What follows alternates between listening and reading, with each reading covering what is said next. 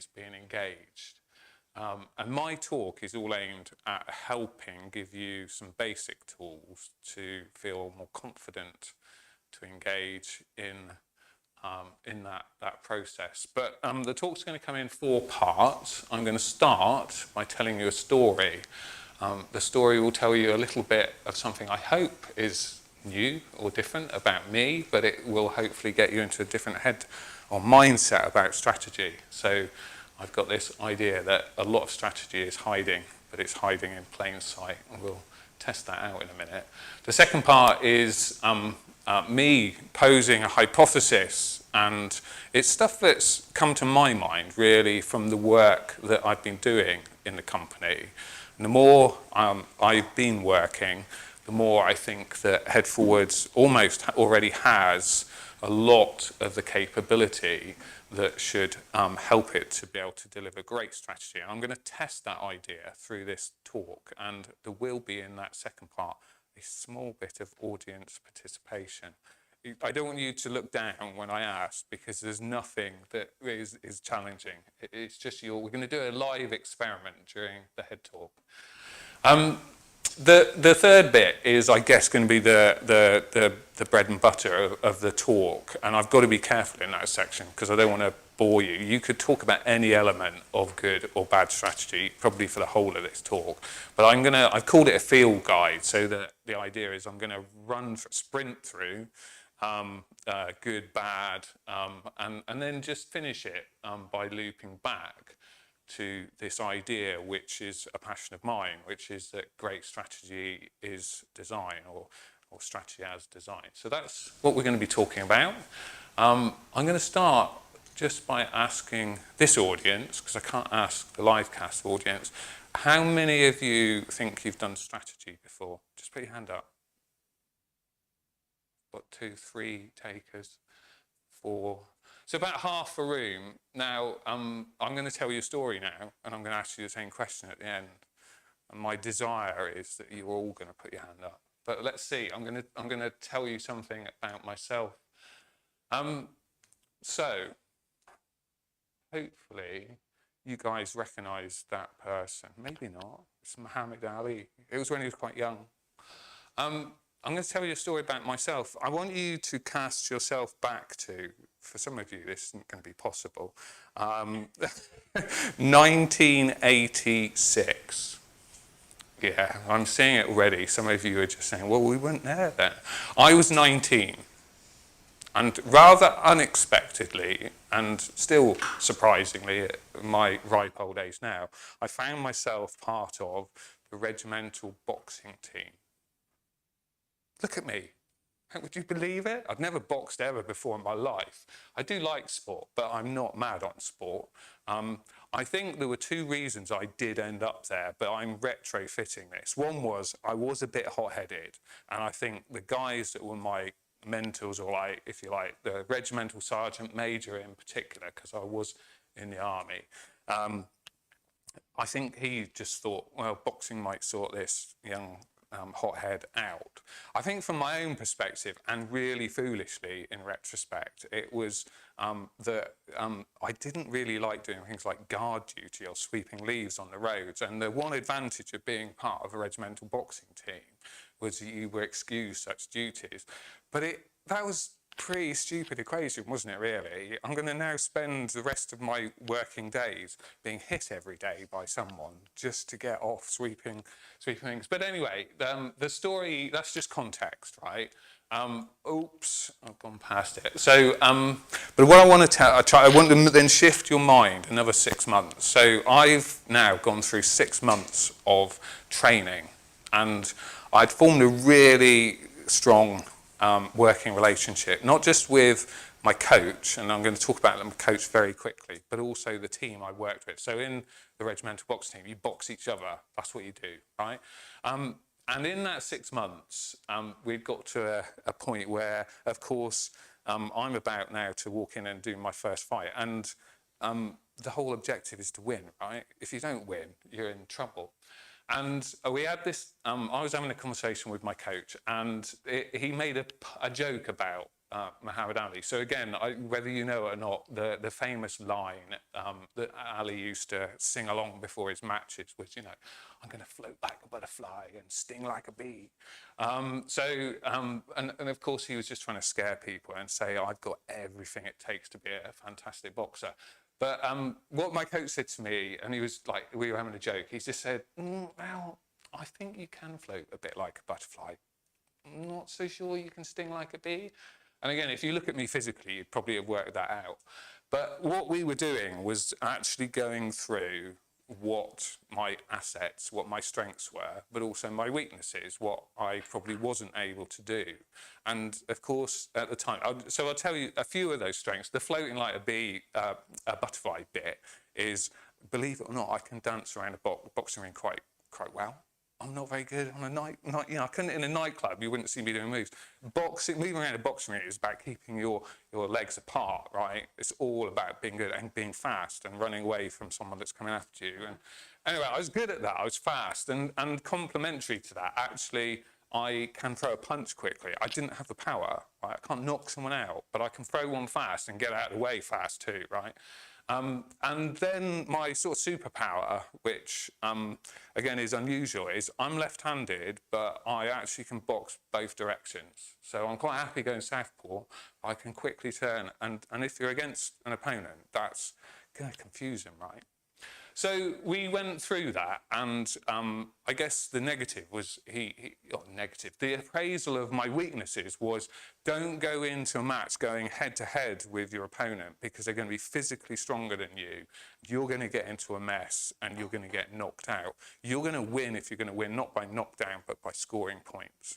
Now, I'm telling you the story just because you might be thinking, what's that got to do with strategy? And probably at the time, I would not have called any of that strategy. But looking back on it, it was one of the most formative experiences for me around what good strategy is. Because I'm not going to say I had an amazing career as a boxer, but I had a decent career.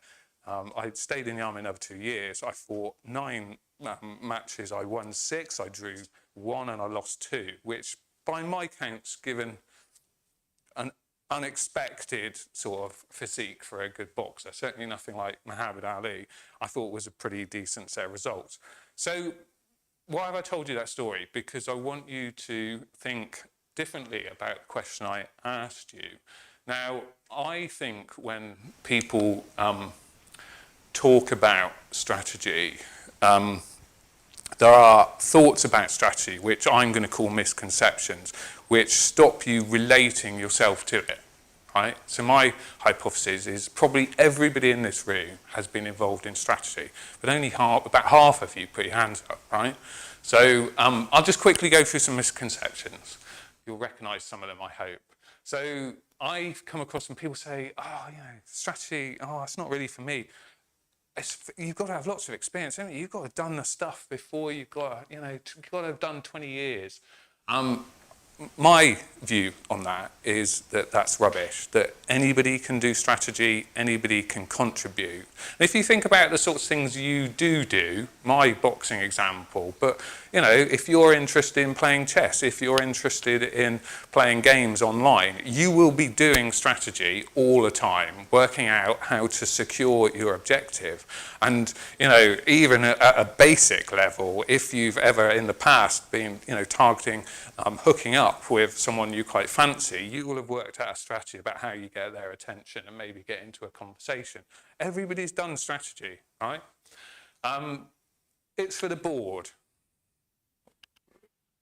I hear that all the time. It's not just for the board. Actually, if a strategy is believed by a company just to be for the board, it ain't going to work at all, because the delivery of strategy, which is the actual meat and drink of it all, has got to be done by everybody. So it's a misconception. It's a plan. So everybody wants to see what the plan is. We're going to do the plan. I hope, and this is a little bit of an insight into my hypothesis I'm going to get you involved in.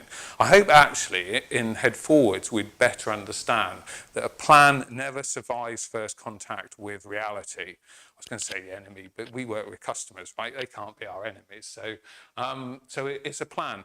the point I'm trying to make is, if anybody thinks a strategy is a document and it tells you a plan and they're going to put it on the shelf and not use it, it's not a plan. It might have a plan within it, a starting point. And then this last point on here, and you could have a massive list about people say, oh, strategy's got to be blue sky, it's got to be aspirational.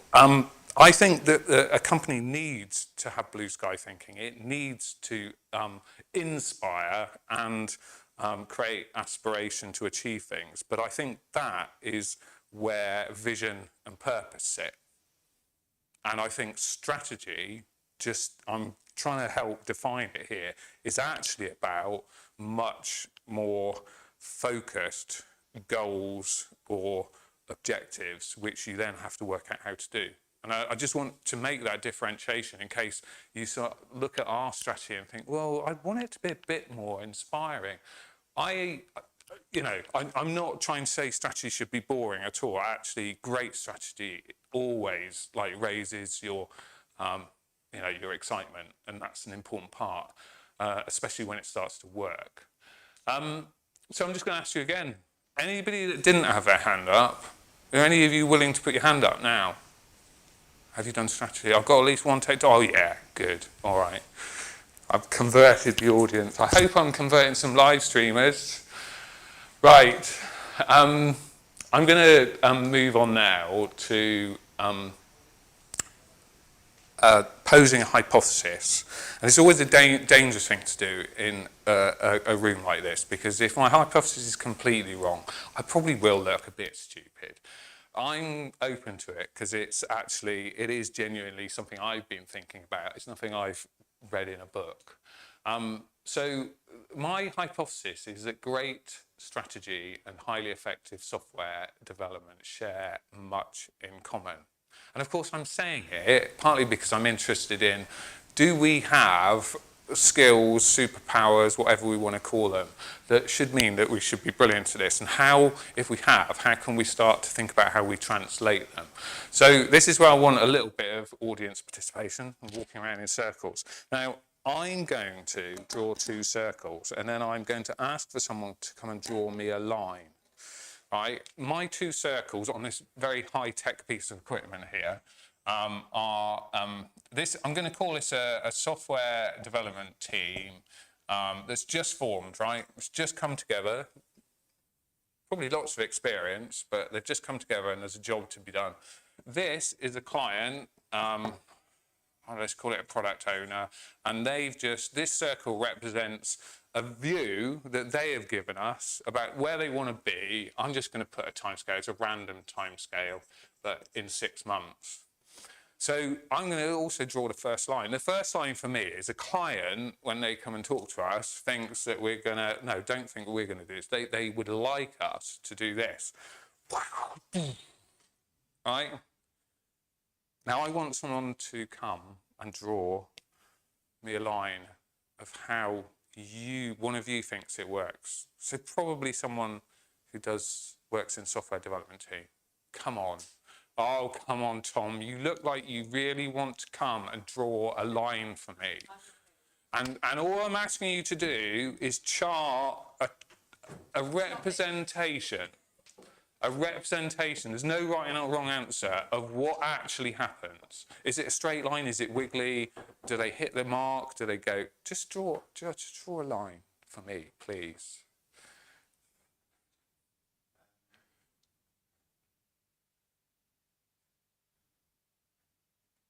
That's like a crocodile. I like that. Keep going. Well, that's it. It's quite artistic. Or you're never going to get to the point. Is that what you're saying? Oh no! So no, my point was you'll get a little bit. You'll pause, review, then do. I like that. You're working in my direction. Does anybody want to try just one more? Just a different view, a different perspective. Just draw it slightly differently. Super. Because there is no right or wrong answer. I'm really interested in this question. What does the journey look like?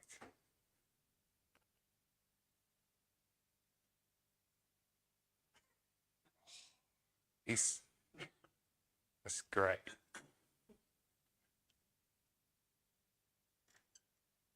Perfect.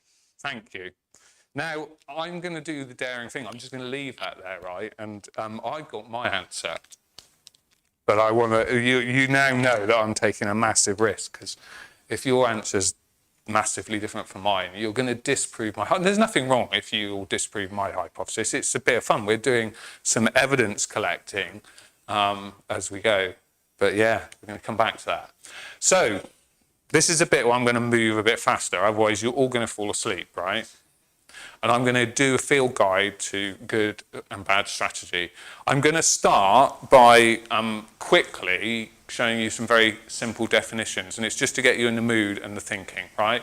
So strategy is a plan of action to achieve an overall aim.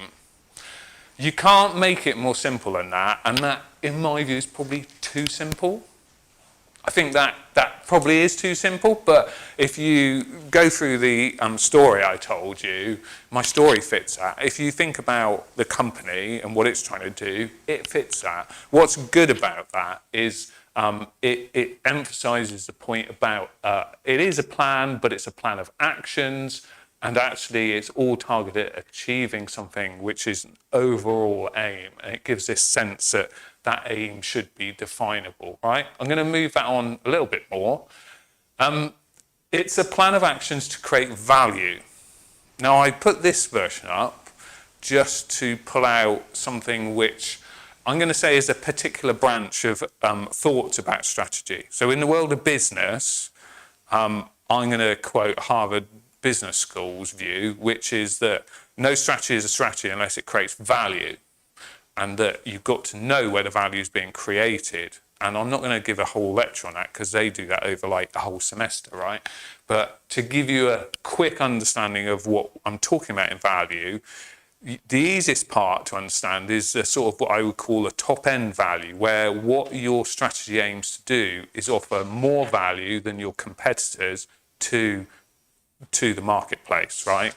So somehow, and that could be that you can do things more cheaply than your competitors. That's adding value to the customer, because the customer is getting something that costs them less. Or it might be that you add innovation or a new process or service which actually enables them to do things quicker, better than their competitors. So strategy is a plan of actions to create value. So at the top end, that's about customers.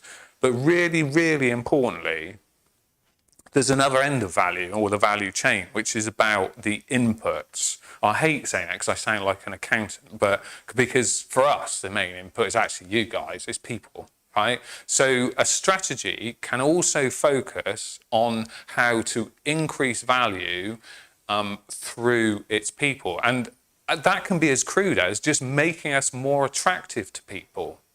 Do you really want to work for us, right? And you'll stay with us. And hopefully there's a little bit of recognition, because that's sort of some of, or quite a lot of the focus that we've been thinking through and doing for a long time. But that's just to help you understand. And the difference between the simple sort of aim point, or now we're starting to talk about value, and then I've only got one more. And I'm doing this just because I think it sort of brings in the competitive element. So in business, strategy is usually concerned with markets. I've already said that. And it addresses the question of how do we win in the market. Now, I don't necessarily think you would all agree with that. I mean, it's a simple view, but it's not the only view. A strategy that focuses on value might not always be about winning. And certainly I think some of the cultural aspects of Headforwards is what we think success is might not be as binary as a win or lose situation. So I've put that up on purpose, trying to be slightly provocative. Those are just some things. I'm going to keep going. I'm going to try and speed it up a little bit. I mean, first, I've just got to acknowledge this guy, Richard Rumelt. That's one of his books, but the only one I recommend to people, Good Strategy, Bad Strategy. He's worked for many, many years, mainly in the US, mainly for large organizations, but all sectors, including not-profit. And he's just really good in my mind of sketching out the landscape. So this next bit where I'm going good, bad strategy leans heavily on what he influenced. I've edited it. It probably kicked me really hard because, you know, it's partly my view of what good and bad is, but it does lead heavily on him. Now, just to finish the bit on the definition, his definition, for what it's worth, is that strategy is designing. And so he starts to introduce my favourite part of it, designing a way to deal with a challenge. And I've actually put the next bit in brackets, which is or achieve a goal, which I think, because challenge somehow sounds like we're just addressing the negatives, whereas achieving a goal might be a bit more positive. And he believes, and I concur massively, that there are three key features when you're looking at a strategy to see whether it is a strategy and whether it's a good strategy or bad strategy. And those are, there's a diagnosis. If someone talks to you about their strategy and are unable to answer the question why, or tell you why it's the strategy, they haven't done any diagnosis and it's likely to therefore be misplaced. You have to, and I'm just going to go back to my hypothesis a minute. Do you use tools in this process to better work out or diagnose the route you're going to take? Do you already do that? Yeah? What would you call it? Discovery? Well, you'll have some terms, but you'll do something, right? So we already do that. So we should be able to do it in the company as well. We shouldn't ignore what we do so well for others. So diagnosis. This bit, it's a bit American-y, but I've tried to translate it a bit. So a guiding policy. And this is a really important idea again. If I was playing around, I'm going to go back to this drawing actually. So I think the easiest way to explain what a guiding policy is, it's a statement, usually a goal, that actually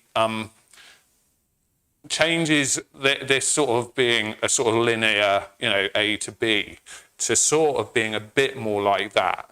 So it's an overarching thing that says, actually, you may well go all through here. You may well end up here or here, and that's all right.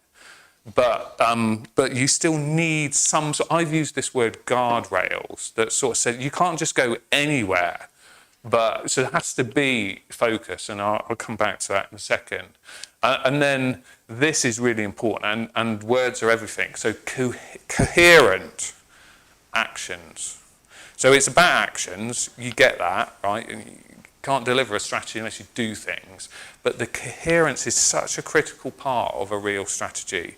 If a strategy looks like a set of bullet points that don't interrelate to each other, it's likely not to be able to stand up to the test of time. I'm going to keep going. Characteristics of good. I'm going to repeat a few of those things, but in a different way.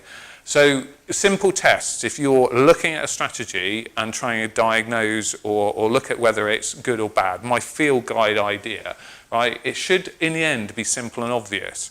It doesn't mean at first encounter it will be. It doesn't mean it's sort of so simple that what it means is if I sit for half an hour and explain to you our strategy, unless it sort of goes like, yeah, I get it, you're in trouble, right?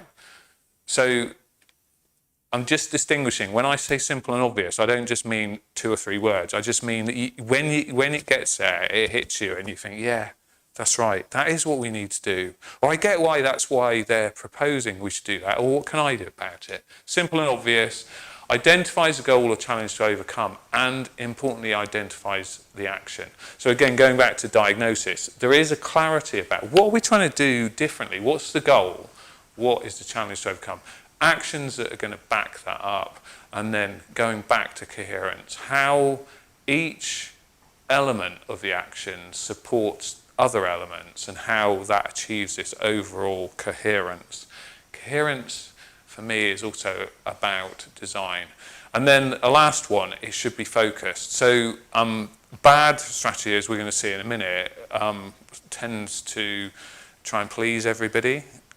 Good strategy will always involve hard choices. It's a guide to what you should stop doing as much as a guide to what you should do. Right, bad strategy. Do exactly the same. Fluff, I love Richard's word around that. Everybody knows what fluff is, right? You read a document and you think, that's just a load of hot air. So bad strategy is fluff, they're goals but no actions. It's all about aspiration, not about how we're going to do it. And remember, and I'm not digging at our strategy. Our strategy has an overarching goal, which is growth for resilience. But the point I'm making here is it's not just about a goal. You've got to have the actions that are telling you how you're going to achieve that. So if someone just says the strategy is growth, you can say, yeah, but how are we going to do it? Because growth is not the strategy, it's the reward. Okay, I keep coming up with twos, I don't know why. Bad objectives. Bad objectives might not at first seem to be bad because they look like they'll solve the objective or get to the goal. But I've used the word undeliverable. If you just believe you can, I don't know, you can do something with X, but you don't have the resource or the capability, then it's a bad objective because you can't deliver it. Dog's dinner and failure to choose sort of go together. Dog's dinner, you know again what I mean. It just doesn't seem to come together. It doesn't have coherence. Again, almost the opposite of what I said before. If everybody is happy, if everybody's smiling and saying, yeah, it's something for me in that, probably it's not going to be a good strategy. Strategy always involves change. Change always involves choices. Change always has difficult bits as well as good bits. The end result, if we get it right, is it's good for the organisation, for everybody, because success is what we're trying to achieve, right? Okay, this is the bit where you've got to stay awake because, you know, I'm trying to do a presentation that you probably normally do in 5 days. But this bit, I was going to miss this out because it would have been simpler to do it. But I sort of thought about it and I thought, I hope you're with me so far. I hope you're with me in terms of what strategy is. I hope you're beginning to sort of think, I could look at a strategy and start to critique it. But there is, I called it on this slide, a few sources of power. Great strategy, not all strategy. Great strategy tends to find what I'm going to actually call superpowers. And superpowers are things that propel change in a way that's almost unbelievably successful. I'm going to talk about a few of them. Some of them, this one is counterintuitive. What research shows is if you set a strategy which is, I've used the word proximate, then it's more likely to be successful. And proximate goals are goals that aren't necessarily unstretching, but they are definitely still an extension and believable. I'm going to use an example. Richard Rumelt uses it in his book, which is when the US, in response to the Russians getting out in space, decided to come up with a simple goal of getting a person on the moon.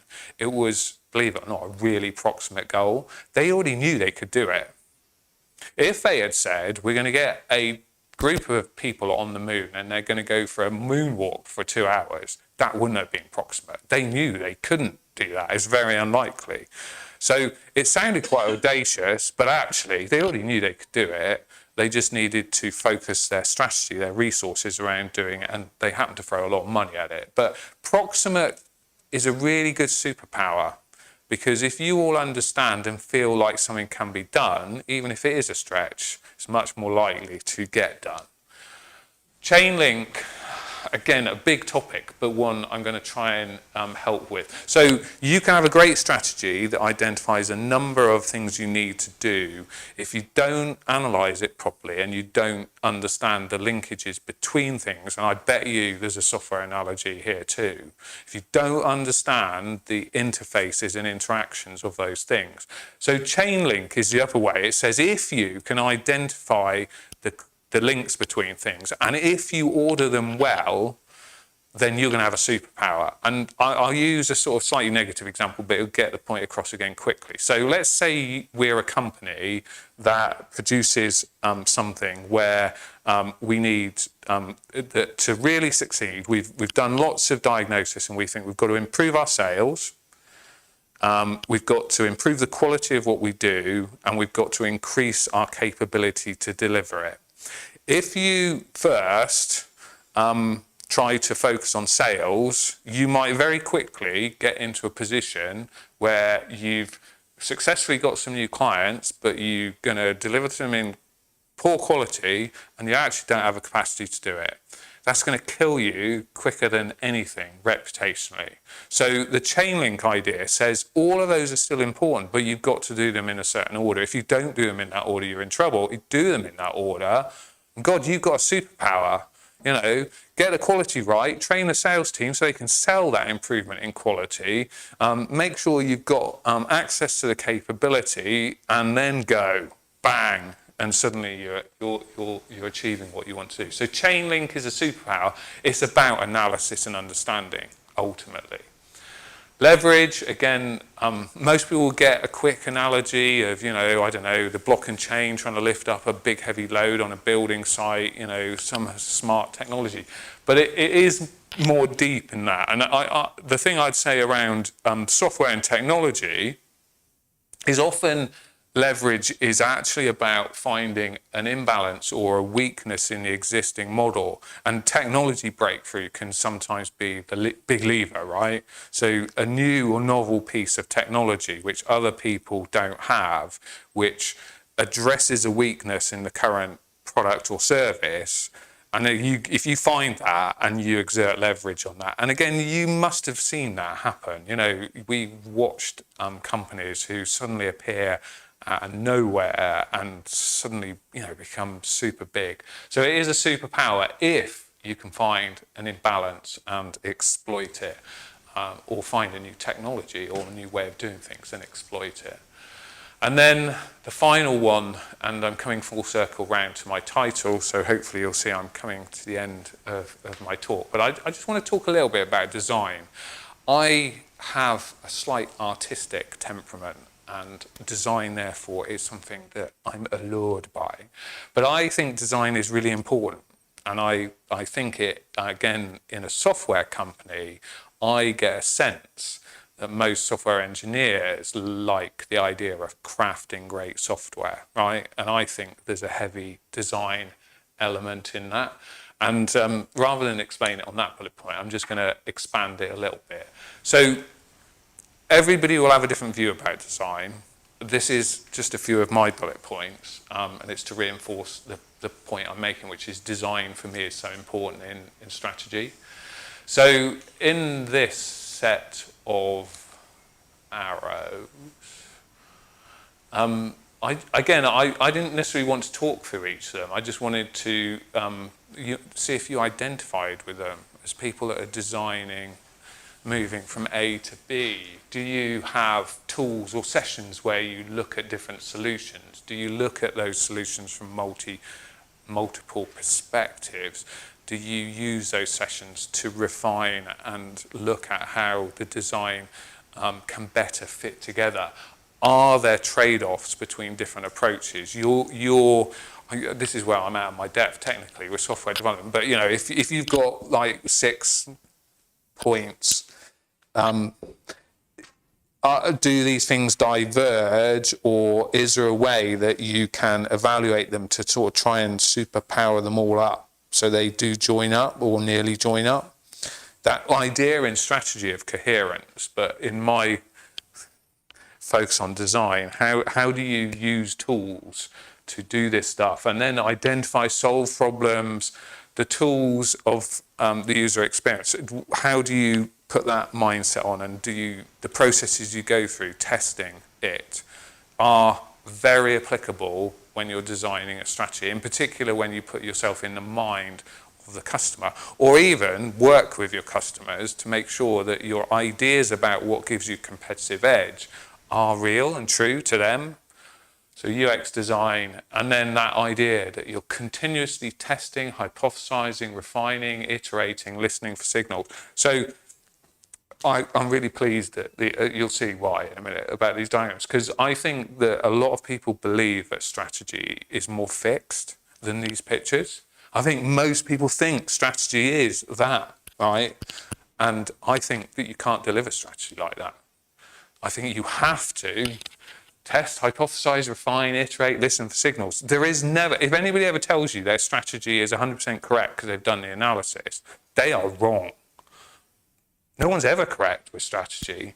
But if you apply the processes that you guys apply in software, you will hopefully guide yourself to the mark. That mark might be slightly different than your customer originally thought it should be, but hopefully you can explain that. Right, so here's a reveal. This is my picture. I have stolen someone else's picture, but it is my picture. It's a design picture. So it is slightly different, isn't it? But certainly there are some strong similarities. I mean, the main difference there, and I actually think this should apply to you guys, is the idea that actually you are, as you go through the processing, you almost go from what here is called the fuzzy front end, where there's lots of ideating, there's lots of thinking and playing about, but actually you do get to a stage where you're beginning to narrow it in. And when I've talked to other people about it, even a conversation a bit earlier, actually the only other thing I would say from conversations is that the client wants this because they think they know the answer, but actually you might mutually end up here or here, right? And a really good sign of success would be that the client actually says, that's been brilliant. This process has taken us to a better place than I originally thought. But you've done that because you've done all these things to explore, like me, I've posed you a hypothesis, I've explored it, and I'm feeling a bit better because I think that maybe that does suggest that a software development company is well stacked up to do strategy. You still need some leadership to do it well. We'll hopefully inspire that leadership across the company. But I'm just going to finish by saying, so this reinforces my point. Great strategy is about design. Design is about fitting various work pieces together so that they fit as a beautiful, coherent whole. I believe that, and I believe you can spot good strategy by its coherence and its almost beauty. If it looks ugly and it's not coherent, it's likely to be rubbish. Go back to the field guide. Right? And strategy, like design, is an iterative process. There is no way that the strategy you come up with at the beginning will be the same as that deployed at the end. There's no way. It will be different. And embracing that and having the tools to know that you still have a target that you're aiming for, but you're comfortable with iterating your processes, much more likely to succeed. And on that note, I believe we do have the tools and capability to design a great strategy. And my call to action is simply, let's do it together. Thank you very much for listening. And if you've got any questions or comments, I'm going to be happy to try and answer them for you. Got a question for you. Means I have to get to that board. Oh, that's good. Unfortunately for me. So in strategy, do you think you get this on the line?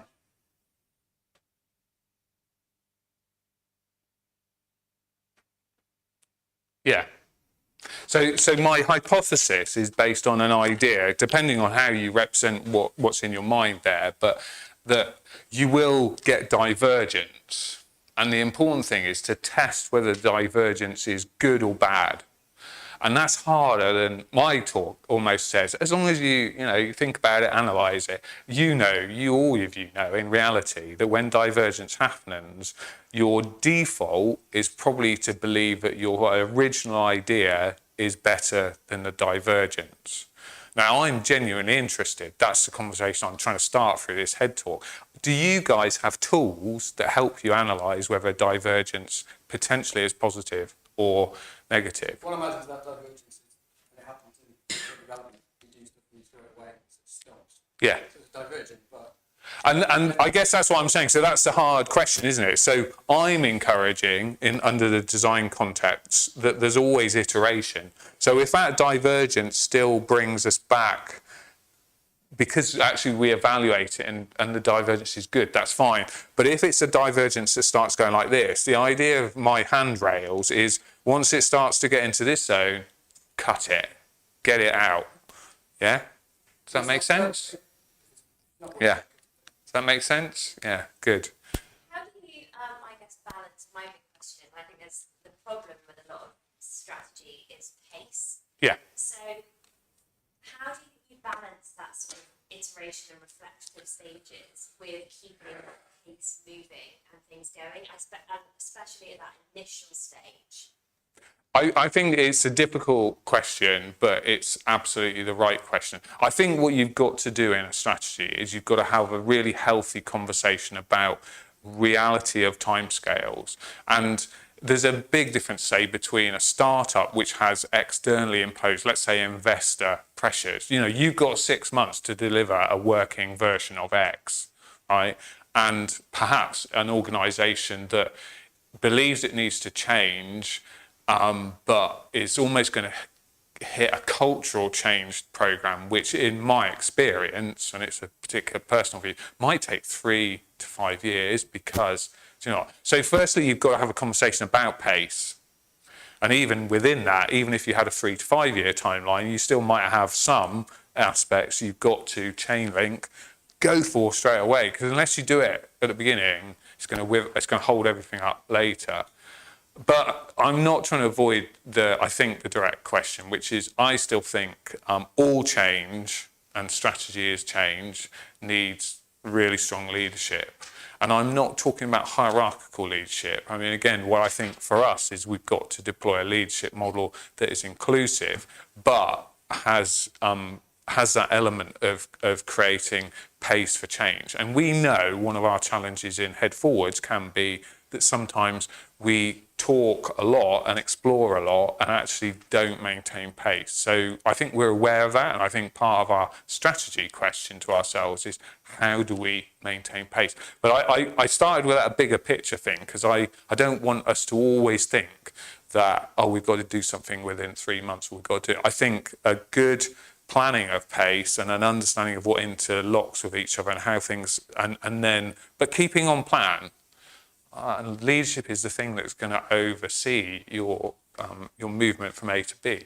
And again, this is what you guys do, right? In software engineering, you're always asking yourself, are we going to meet our expectations? What do we need to do? What do we need to prioritize? And you sprint. So that must imply that you do things at pace, or maybe not. Maybe you tell me that sprints are not about sprinting, they're about, I don't know, dawdling. I don't know. Does that help? Okay.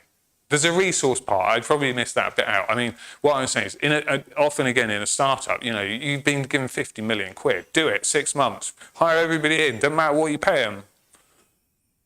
In a more mature company, you've got to ask what resource do we have to enable it to happen. And the pace and resource do link together. They're not the only link, though. Leadership creates pace too. Come on. Give me a hard question. No, it's fine. If we're all done, we're all done. I hope you found it an interesting talk. I've actually quite enjoyed it. I might come back if you invite me. Thank you.